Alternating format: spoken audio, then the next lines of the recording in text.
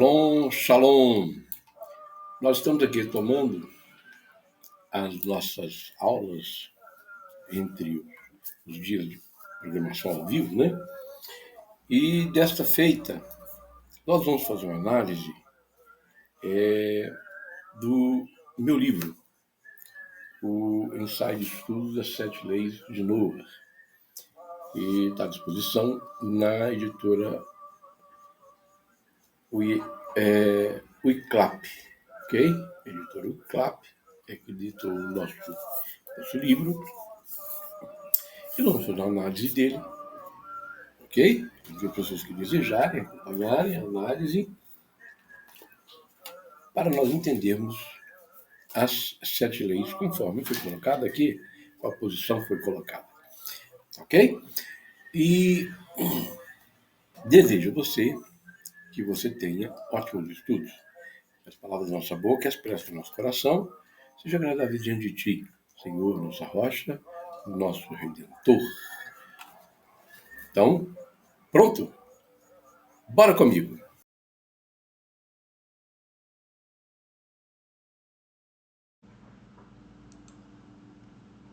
Muito bem, pessoal. Nós temos que começar a fazer a análise do livro Ensaio de Estudo das Sete Leis de Noah. Tá, tem o livro aqui, ok? Ensaio de Estudo das Sete Leis de Noah, ok? Está aqui o livrinho. E nós vamos começar a fazer um ensaio, e ele está também aqui no PDF, aqui para mim, aqui na minha prancheta, não é? E eu estou aqui com a capa direitinho, tá vendo? Ali, ó. Ensaio de Estudo das Sete Leis de Noah.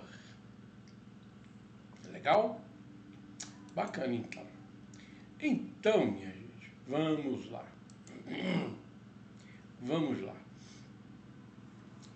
Eu aqui, o início dele, tá? Eu estou falando aqui sobre a necessidade, quando, baseado em qual livro, quais são as tradições, algumas coisas que eu falo logo de início, da necessidade para isso. E na sequência, eu tenho coisa para cá, né? E é para cá, tá? É assim que eu tenho que estar. Então tem que estar mais para cá. Bom, agora eu estou centrado, né? Agora eu estou centrado. Vamos lá, deixa eu fazer a bênção aqui. Um suco gostoso. Laranja com mamão, Baruch Adonai, Elohim Meliolan, Shekol Yabit Varot. Se está em gravação, se dizer amém, eu digo amém. Alehaim. Então vamos lá. Vamos começar a análise do livro, né? Aqui nós temos agradecimentos e tal. O índice, né? O capítulo Hasheva Mitzvot Benor, onde vai falar de uma forma geral das leis, como é que algumas coisas como surgiram, etc e tal, e depois nós vamos para os outros capítulos, que é o Abodá Zará, Bikat Hashem, Shefirat Damin, Gazel, Gidi Viorayot, Ever Min Ha'i, e o capítulo falando do Nino, e um resumo, né? Ele vai ter o resumo geral, né? Então vamos partir aqui para o primeiro capítulo, ok? E eu queria que você acompanhasse comigo, por isso que eu estou abrindo aqui na página, capítulo 1, Hasheva Mitzvot Benoah, as sete leis para os filhos de Noé, parágrafo 1, tá? É um parágrafo grande, é um parágrafo onde eu vou falar um bocado de coisa sobre, inclusive, a forma de nós entendermos o que está acontecendo, né? Historicamente, o que se está se passando, né? Então, a gente vai tecer esses comentários e esse detalhe. Bacana? Beleza? Então, vamos lá, minha gente. Deixa eu ver aqui. Estou colocando um fundo musical aqui levinho, baixinho, né? Para a gente poder dar sequência. Eita. acredita que ele não vai se contentar. Tá, deixa aí. Conforme podemos entender, um não-judeu passa a reconhecer que tem obrigações diante de um ser transcendente, imanente, não criado, sem começo, sem fim, e que até certo ponto não sabia o que fazer, pois, se de um lado eles tinham consciência de que a religião dominante em países não judeus se utilizou da Inquisição para afirmar suas doutrinas cheias de declarações doutrinárias contrárias à crença em Deus único, bem assim como outro ramo religioso, conivente, ou pior, reformista, mas com reformas que tornaram pior a situação do conceito idolátrico, que congelou e cauterizou a mentalidade, cobrindo com inverdades os passos de seus antecessores. Bom, vamos começar por aqui, fazendo a gente entender o que eu estou dizendo aqui, que você que é monoteísta, você até bem pouco tempo atrás não sabia dos deveres de um Bnei Noach. A maioria das pessoas que vão se informar sobre o judaísmo querem converter, querem de alguma forma aproximar-se mais do judaísmo, e existem obrigações de um judeu que um não-judeu não faz, e até algumas em que ele é proibido de fazer.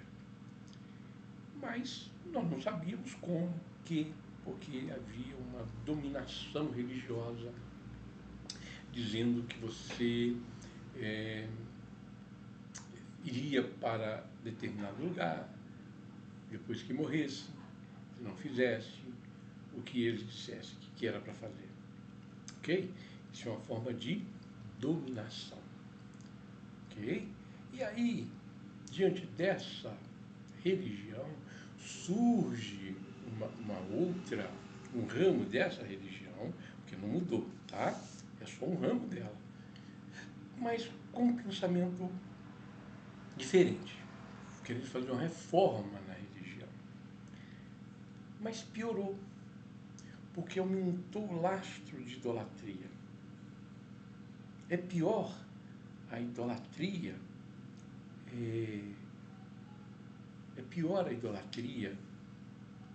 desse ramo dessa religião, que aliás viraram vários ramos dessa religião, vários, só mudaram alguns nomes e alguns detalhes até para pior, ok? Até para piorar.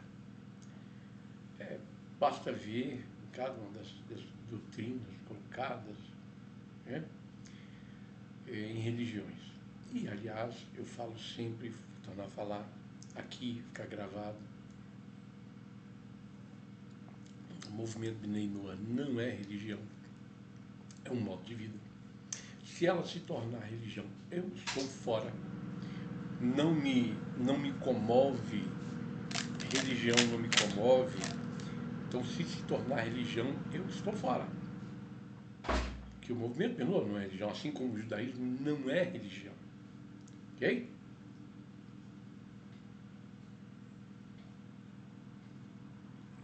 Então, minha gente,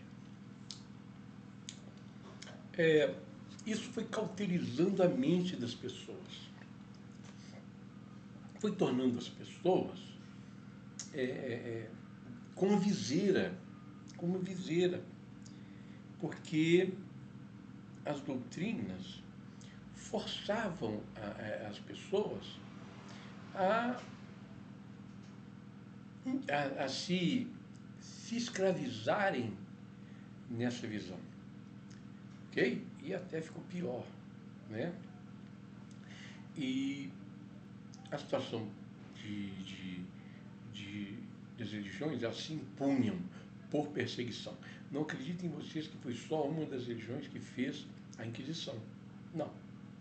Todas elas fizeram a Inquisição. ok? O, o judeu sofreu pogroms. O que são pogroms? Pogroms são perseguição religiosa.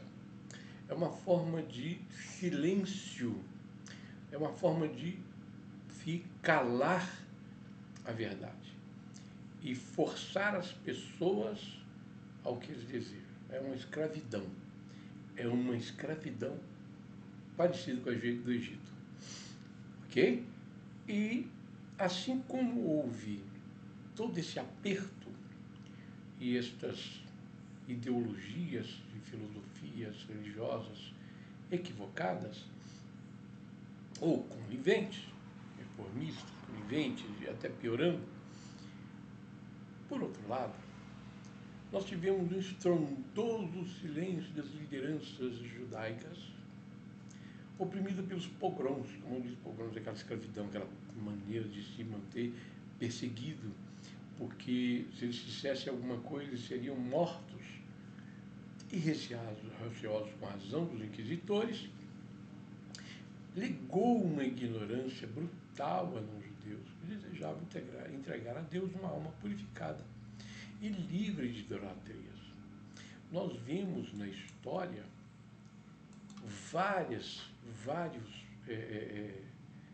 várias pessoas entregues à fogueira que não eram judeus,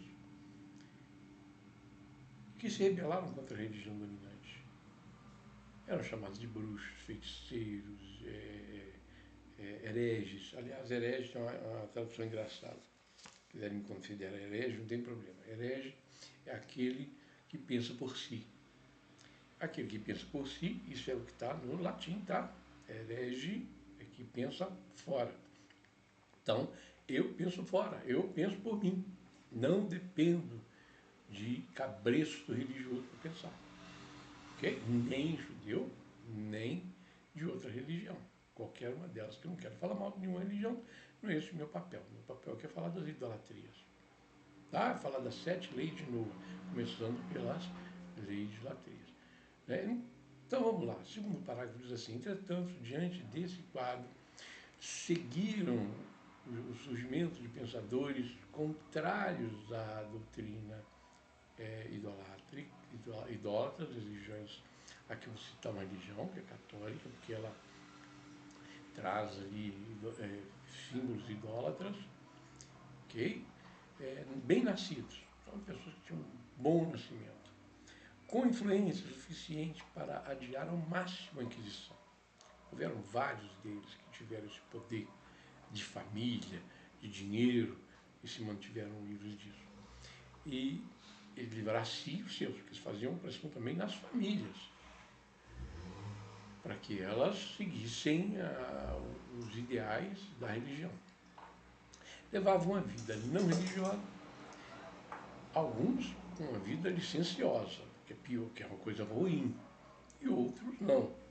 Em vista de uma formação educacional religiosa, tendenciosa, buscaram traçar uma doutrina afirmativa, mas ainda recheada de grotescos erros históricos, tão ou mais idólatras que a de Constantino.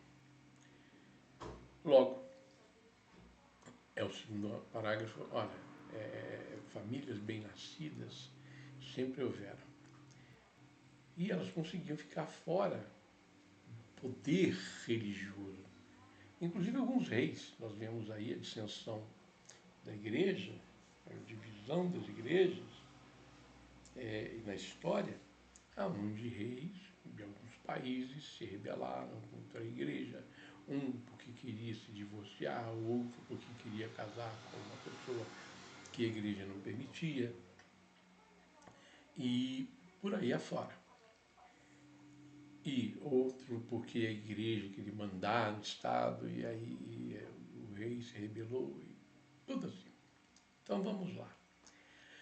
Mas houveram pessoas que conseguiram se manter fora disso. E houveram até guerras em referência a isso. Logo, há um aspecto positivo nesse cisma dentro da religião. abrindo uma dissidência, puderam romper a bolha criada pela religião dominante, ok? Quebrando essa bolha, com o tempo foram surgindo mais pensamentos, onde nós podemos ver alguns filósofos, como o sábio Maimônides, e eu aqui arrisco dizer, afirmar que quando Maimônides, elevado à memória, capaz de ter escrito, ele descreveu os opostos na obra Mishneh, Torá, era provável que ele se dirigia a estes. São pensamentos tão diferentes, tão díspares, que forçou as mentes brilhantes de judeus religiosos e não religiosos, como a do próprio Maimônides, a publicarem análises filosóficas revolucionárias e rompendo com a Idade das Trevas. Aí surgiram as ciências, medicina, surgiram física, foram surgindo várias ciências que foram enfrentando a religião dominante, confrontando os ditames religiosos então dominantes. E surgiram então as colonizações, tá? As novas terras, o progresso das navegações, da ciência, a evolução do pensamento, surgindo com isso, surgindo liberdade de expressão tão decantada. Veio ao tempo, agora, um tempo mais próximo do nosso, e aos poucos santos homens, o que é Ranran? São sábios religiosos. Eles buscaram nas letras sagradas as obrigações destinadas a não-judeus. Uma vez, por que eles buscaram essas obrigações para os não-judeus? Porque a Torá diz que o judeu deve ensinar ao não-judeu sobre a fé religiosa, sobre Deus, não é sobre a fé religiosa, sobre Deus, os caminhos de Deus, qual é a missão e etc. Uma vez que surgiram religiões que tentaram imitar de forma equivocada a fé de Abraão, houveram muitas, ainda há. Agora, mais ainda, né? Há muitas que tentam imitar a fé de Abraão. Assim, foi necessário indicar um caminho correto. Assim, sábio após sábio, Rahamim após Rahamim. Rahamim é o plural de Ranram, sábio, tá? Sábios. Demonstraram que cada povo tem seu papel neste mundo. Além disso, as 7 leis de Noé não foram elaboradas por estes sábios, ok? Que a pessoa pode dizer, foram coisa que o homem criou, que a religião criou e etc. Não, não foi, ok? Não foram sábios que criaram, porque elas já existiam mesmo nos tempos de Moshe Rabbeinu, Moshe é nosso professor, Moisés nosso professor, até antes dele, ok? Que a paz esteja com ele. Só não foram divulgadas devido a situações surgidas de tempo em tempos, como já referimos nas laudas acima. E estas são mitzvot destinadas a um não-judeu, as 7 leis de Noa, tá? Que eu disse lá em cima, né? De servir a Deus com alegria, fé e temor. É serviço a Deus, ok? É um serviço a Deus, não é religião. Você não precisa do rabino, você não precisa do moré, você não precisa de um emissário. Às vezes é necessário quando você não sabe. Se você não sabe, você não vai inventar da sua cabeça. Porque se você inventar da sua cabeça, você está inventando religião e aí piora de novo. Surge de novo a bagunça. Aí não. Então, por que tem os professores, os moré,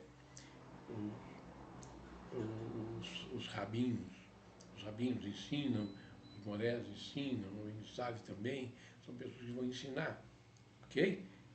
Mas qual a obrigação que você tem para com ele? Nenhuma.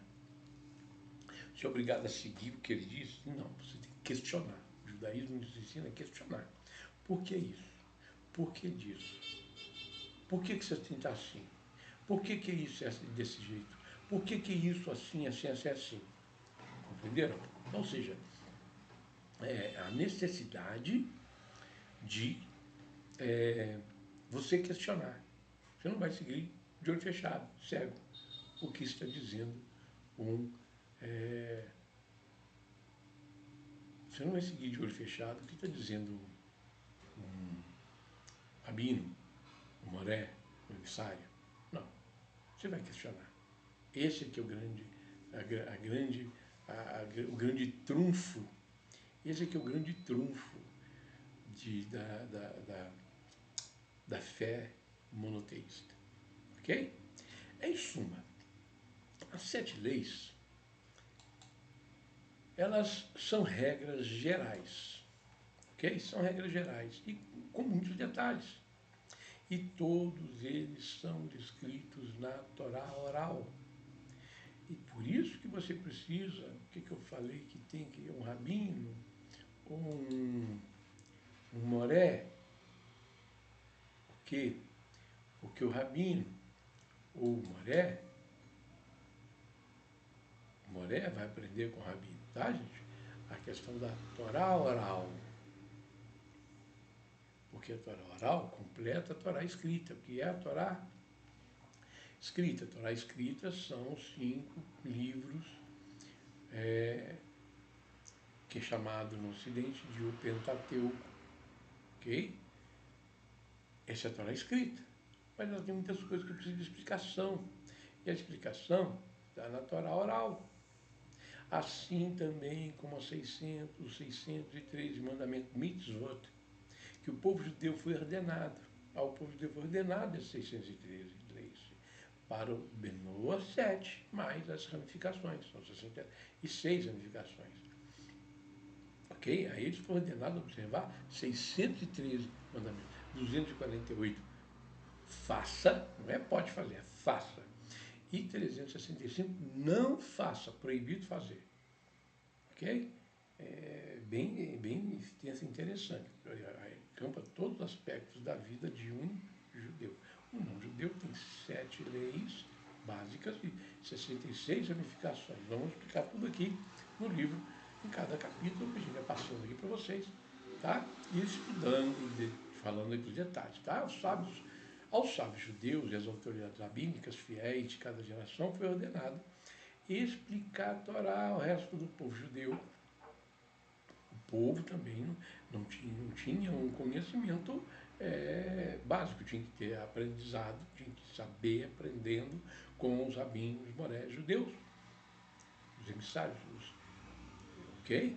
E isso aconteceu durante muito tempo, desde muito tempo. Também faz parte da ordenança aos sábios, os rabinos, explicar os mandamentos para os filhos de Noé, os não-judeus, e ensinar-lhes como devem cumprir estas 7 mitzvot, 7 leis e suas ramificações. Legal? Então, minha gente, veja só. Foi ordenado a eles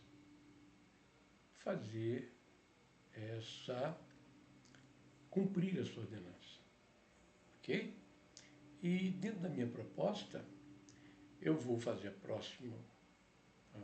no nosso próximo encontro, eu vou continuar aqui na introdução, tá? Desse capítulo introdutório,